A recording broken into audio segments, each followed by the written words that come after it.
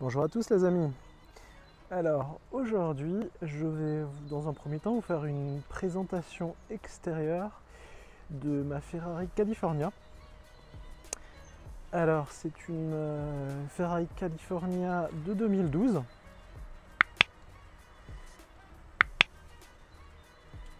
En termes de modèle, précisément c'est une California 30. Alors pourquoi California 30 quelque part c'est une phase 2 de la California qui est sortie à partir de 2012. Et la version plus 30 veut dire plus 30 chevaux, moins 30 kg. Donc ils ont fait quelques petites évolutions du moteur de base. Donc le moteur c'est un V8, c'est le même moteur que dans la Ferrari F430. C'est un moteur qui sur la California à l'origine développe 460 chevaux et du coup sur la California 30 on est sur 490 chevaux. Donc une version qui a été sortie à la fin de ce modèle pour la booster un petit peu. Donc c'est, comme dit, on est sur exactement le même moteur que la F430. En termes de design, déjà au niveau coloris, donc c'est un rouge Rosso Corsa. Donc pour une première Ferrari, on va dire que c'est la couleur presque obligatoire. Si on fait le tour, donc en termes d'options, elle a sur les côtés les badges d'aile, donc les Scudetto. Donc ça c'est une petite option bien sympathique. En termes d'extérieur, en termes de jantes, on est chaussé en 20 pouces. Donc c'est pareil, c'est une option. De base, on est sur du 19. Donc les pneus à l'avant, on est sur du 245/35 en 20 pouces. Avec, comme vous pouvez le voir, les étriers jaunes. Donc étriers jaunes c'est une option. Et les freins carbone céramique. Alors ça c'est pas une option. C'est de base sur toutes les Californias. Si on regarde les pneus à l'arrière, donc on est toujours sur du 20 pouces. Par contre en termes de taille, on est sur du 285/35 en 20 pouces. Avec toujours les étriers jaunes, donc option étrier jaune, de base c'est gris. Et les freins carbone céramique. Donc comme on peut le voir, je vous ferai d'autres vidéos, mais la California c'est bien coupé cabriolet avec le coffre, enfin le toit qui peut se rabattre dans le coffre. Donc ça donne vraiment deux personnalités à la voiture, la version coupée, la version cabriolet. Alors c'est clairement pas la plus sportive des Ferrari, mais en termes de praticité, c'est plutôt sympa. On a dans la voiture, je vous ferai une vidéo plus tard sur l'intérieur, c'est une Ferrari 4 places. Alors quand on dit 4 places, on est plutôt sur du 2+2, les places à l'arrière sont assez petites, mais ça permet d'emmener des enfants. Donc c'est plutôt agréable. En termes de design sur l'extérieur, moi ce que j'apprécie, c'est les échappements qui sont positionnés de cette façon. Ça change du positionnement horizontal. En termes d'options sur l'arrière, on a le pourtour de plaque qui est en carbone. Ça donne vraiment un look sympa. De base, c'est une pièce noire. Après, on a le cheval cabré qui est ici. L'inscription Ferrari qui est par là. On a les radars de recul sur ce modèle. Pareil en option, donc beaucoup d'options toujours sur les Ferrari qui font bien monter le prix de la voiture. En termes de rétroviseurs, c'est pareil, on a les rétroviseurs intérieurs, extérieurs électrochrome, donc ça c'est en option. Je trouve qu'en termes de design, alors c'est encore une Ferrari qui est designée par Pininfarina. Je trouve qu'on a vraiment des lignes très pures. Malgré que ça soit un coupé cab, je trouve que l'intégration du toit et de la partie arrière est vraiment très harmonieuse.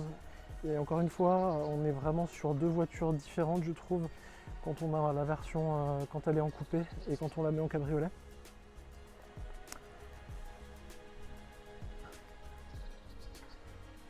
On a sur l'avant la large calandre qui fait une forme de bouche.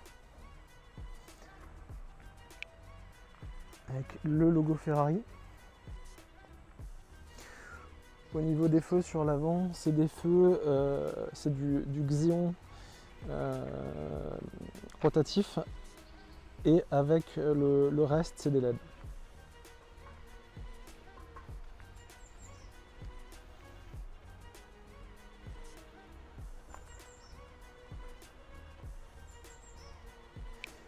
Alors en termes de performance, bon, donc j'ai déjà dit que c'était un V8 490 chevaux. De mémoire c'est un 3,7 litres. La boîte de vitesse, c'est là où il y a pas mal d'évolution par rapport à la F430. On a une boîte de vitesse 7 vitesses double embrayage. En termes d'entretien, concrètement sur la boîte de vitesse, il n'y a strictement rien à faire. En termes d'entretien globalement sur la voiture, on va dire que les entretiens les plus importants, c'est la vidange qui se fait une fois tous les ans. En termes de budget d'entretien, pour la partie révision courante, encore une fois, c'est changement des filtres, vidange, on est sur du 1000-1200 € quand on fait ça chez Ferrari. Mais bon, on a tout intérêt à faire ça chez Ferrari pour avoir un carnet d'entretien suivi.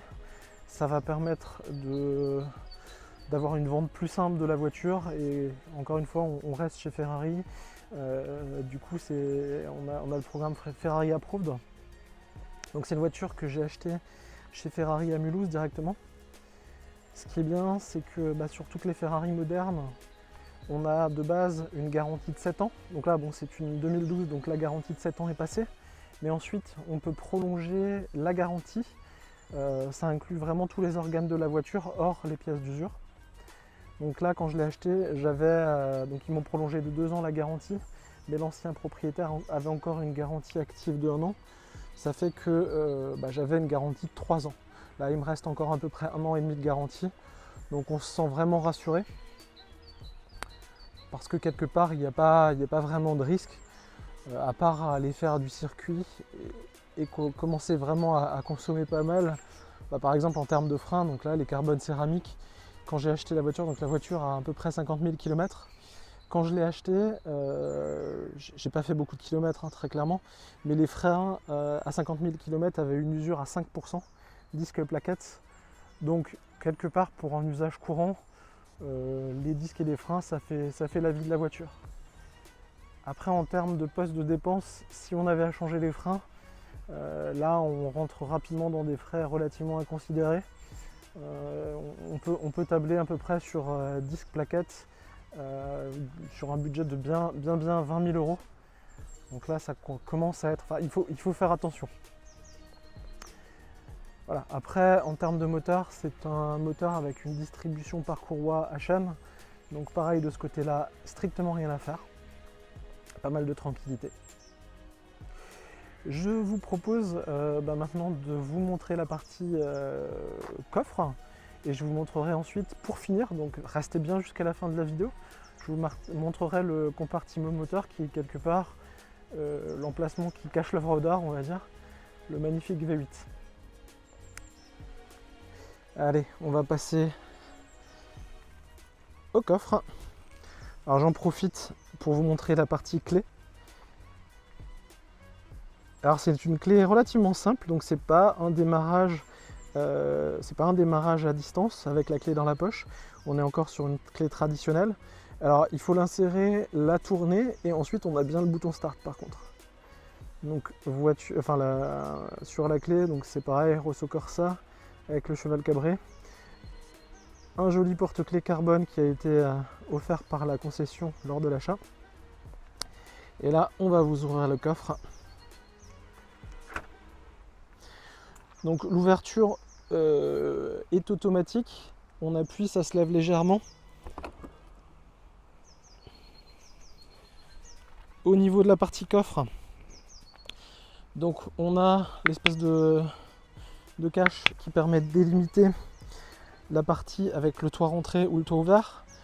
Donc là, comme on peut voir, avec le toit rentré, avec le toit qui n'est pas rentré dans le coffre, on a un volume de chargement très important.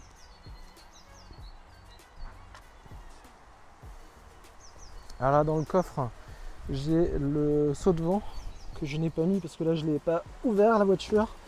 j'ai un saut de vent, donc ça c'est vraiment bien. On est, à partir du moment où on n'a personne derrière, on n'a vraiment pas de vent quand on conduit, donc c'est vraiment très très agréable. Alors au niveau des Ferrari, il faut savoir qu'il y a un maintien de charge qui est à mettre tout le temps en place, parce que concrètement, au bout de 2 à 3 semaines d'inutilisation, la voiture ne démarre plus. Donc pour cela, ils ont prévu une petite trappe qui est ici, avec, je vous le montre, un petit connecteur qui va permettre de brancher le maintien de charge. Donc le maintien de charge, on le branche chaque fois qu'on est à la maison. Alors ce qui est un petit peu dommage sur ces versions, c'est que le maintien de charge est à l'intérieur du coffre. Donc il faut baisser, il faut fermer le coffre. Et donc le câble, alors c'est relativement bien fait, donc ça passe entre guillemets entre les joints. Et du coup on l'écrase pas, mais par contre sur les Ferrari plus modernes, ils ont fait un système à l'extérieur du coffre. Et c'est magnétique, donc c'est plus simple, on peut le brancher sans ouvrir le coffre. De l'autre côté, on a la jolie petite pochette Ferrari California qui va contenir les différents guides et notices d'entretien de la voiture. Donc ça, à l'achat, c'est important de vérifier que tout s'y trouve. Donc on a ça, les différentes informations sur le guide de garantie, sur l'utilisation de la partie autoradio et également le carnet d'entretien qui est avec. Donc ça pareil, bien vérifier que tout l'entretien a été réalisé en concession Ferrari. Ça assure vraiment une sécurité et fait que la voiture reste Ferrari approved et ça permet de rassurer très clairement. Ensuite, on a la petite trappe qui est ici qu'on peut ouvrir, qui à ce niveau-là contient, je vais enlever ça, qui contient les différents éléments permettant de regonfler la roue en cas de crevaison. Donc on n'a pas de roue de secours, mais on a les équipements de base permettant de lever la voiture, avec, très important, la petite pochette. Alors désolé, il y a pas mal de feuilles qui rentrent. Donc on a une petite pochette avec des gants de maintenance Ferrari. Donc ça c'est pareil, quand on achète une Ferrari, à vérifier impérativement que tout ça c'est rempli, qu'il ne manque pas d'éléments, parce que le moindre élément va coûter relativement cher. Donc voilà pour la partie arrière. J'ai oublié de ranger cette petite documentation. On va pouvoir refermer le coffre.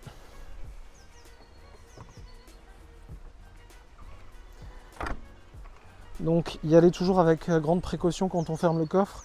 Il se met dans une première position et ensuite il se verrouille tout seul.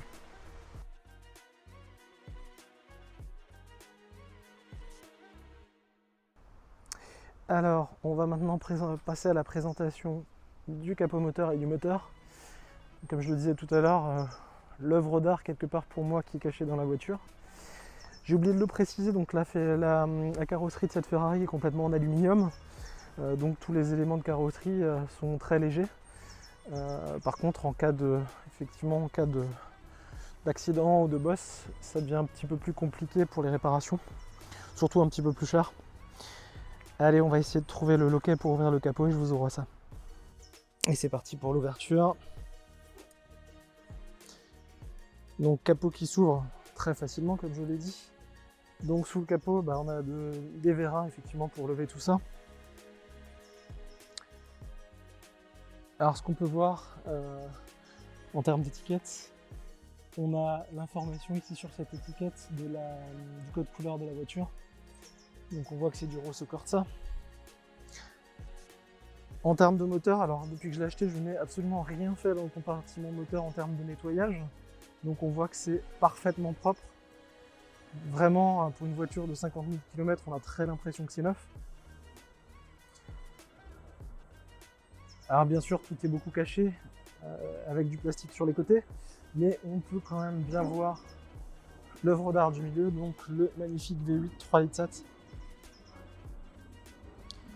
Alors la seule petite pièce que j'ai changée, parce que je trouvais ça vraiment sympa, c'était le bouchon de réservoir d'huile, qui est une option, et du coup c'est un bouchon en magnésium. Je trouve que ça donne un petit look encore un peu plus sympa au compartiment moteur. Et après, comme toute Ferrari, on a une plaque d'identification qui est à cet endroit-là. où on voit le numéro de châssis de la voiture.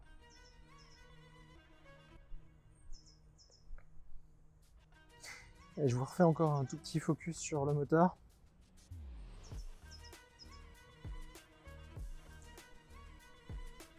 On peut voir que là devant, on a la batterie. Donc pour accéder à la batterie, il faut commencer déjà à pas mal de petits démontages des différents filtres à air et des boîtes à air. Mais bon, ça se fait. Comme dit en termes d'entretien, moi pour le moment, j'ai juste fait une révision chez Ferrari depuis que je l'ai. Et pas vraiment de surprise finalement en termes de prix, on était aux alentours des 1000 € à peu près. Et ce qui est plutôt sympa, c'est lors de la première révision, j'ai eu le droit à un essai de la Ferrari 296 GTB, pas Cassetto Fiorano, donc voilà, ça aide à faire passer la petite facture de l'entretien. Allez, on va fermer le compartiment. Donc toujours manipuler ça avec grande précaution. Et on ne claque rien. Sur ce genre de voiture, on le pousse à la main. Tout ça le plus doucement possible. Alors petite précision quand même, comme c'est une voiture de 2012, donc on est quand même sur un critère 1. Donc ça, à l'heure actuelle, c'est plutôt bien pour permettre de circuler dans n'importe quelle ville. Et après, petite info intéressante quand même en termes d'assurance. Beaucoup de gens se disent on va payer une fortune en assurance avec une Ferrari, pareil en entretien. Donc là, moi j'ai vraiment choisi ce modèle pour m'assurer un entretien pas trop cher, entre guillemets. Et en termes d'assurance, là moi je suis en tout risque. Alors j'ai 50% de bonus, mais on a une assurance qui est aux alentours des 900 € en tout risque bien sûr.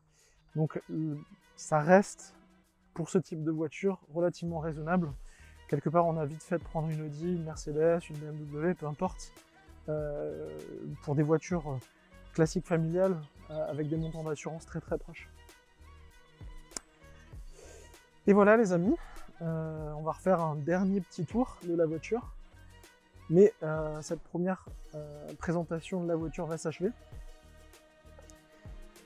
On fera ensuite une présentation de la partie intérieure et je vous ferai des présentations de la voiture en roulant. Comme j'habite proche de la frontière allemande, je pense que j'irai faire quelques essais de roulage pour vous la montrer en Allemagne. On verra un petit peu ses capacités sur autoroute. Très concrètement pour le moment, je ne l'ai pas du tout testé. J'ai pas du tout testé la vitesse maximum. Globalement, la vitesse max, elle est aux alentours des 310-315 km/h. Et en termes de performance, le 0 à 100, on est sur 3 secondes 8. Ça, pareil, c'était entre la version California et California 30, donc le moteur de 460 à 490 chevaux. On est quand même sur des perfs plus élevés. On a gagné 0,2 secondes au 0 à 100. Donc on était avant à 4 secondes, là on est à 3 secondes 8. C'est aussi un peu pour ça que je cherchais ce modèle. Et ce qui est assez intéressant, c'est que la Ferrari California, c'est le dernier moteur Ferrari en V8 atmosphérique. Ensuite on a en termes de génération la California T, qui est un peu plus puissante, on est sur 560 chevaux. Par contre c'est un moteur biturbo. Alors ça ne veut pas dire que c'est pas intéressant, mais je pense qu'en termes d'investissement, si on peut dire que c'est un investissement, et en termes de soutien de la cote, quelque part je suis un peu plus tranquille avec cette voiture, parce que plutôt recherché en termes de motorisation, le fait que ça soit le dernier V8 atmosphérique. Et voilà les amis, sur ces belles images, cette belle façade avant, ce beau 3/4 avant, cette vidéo se termine. Je vous invite vraiment vivement à vous abonner à ma chaîne. Donc c'est une chaîne très jeune. On va passer, je l'espère, ce week-end les 200 abonnés. J'espère bien entendu monter le plus vite possible, le plus haut possible. Et je compte vraiment sur vous et sur votre soutien pour faire avancer tout ça. Je vous remercie et je vous dis à très bientôt.